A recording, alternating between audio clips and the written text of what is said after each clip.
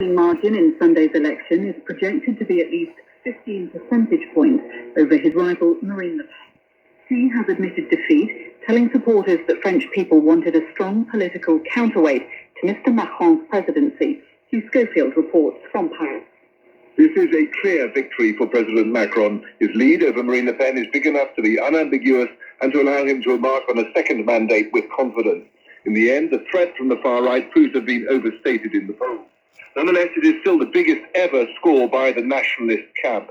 Combined with the very high rate of abstentions and spoiled ballots, it confirms the impression of a country divided and unhappy. Both Marine Le Pen and the far-left candidate, Jean-Luc Mélenchon, who was knocked out just in round one, have vowed to take their revenge on President Macron in the parliamentary elections that will take place in June. Just then, President Macron has made a victory speech to supporters who gathered by the Eiffel Tower in Paris. He said he thanked all who voted for him, as well as his many compatriots, who he said had only voted for him to prevent the far right from gaining power. Mr. Macron vowed to make Europe stronger and promised to make France a great environmentalist nation. Fighting has continued in eastern and southern Ukraine, with no let-up in the violence for Orthodox Easter.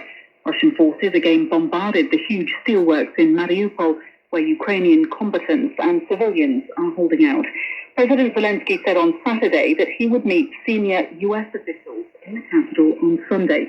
From Kiev, the White House hasn't commented publicly or confirmed any details of the meeting.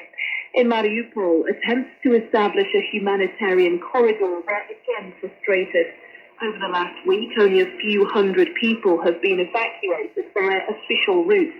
The United Nations and Red Cross have both renewed their calls for an immediate end to the fighting. Aid groups in Sudan are reporting that many civilians have been killed following clashes in the Darfur region.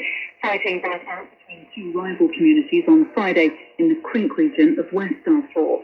Our Africa regional editor Ross has the details. The violence in the west of Darfur apparently broke out after armed Arab tribesmen attacked villages belonging to the Masalite minority. This was in retaliation for earlier killings.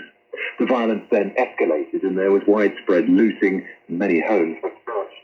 Earlier on Sunday, the International Committee of the Red Cross warned of a rapidly deteriorating humanitarian situation and called for the injured and sick to be allowed to seek help. Some in the town of Krinik say a notorious militia known as the Rapid Support Forces, or RSF, was deployed to quell the violence. World News from the BBC.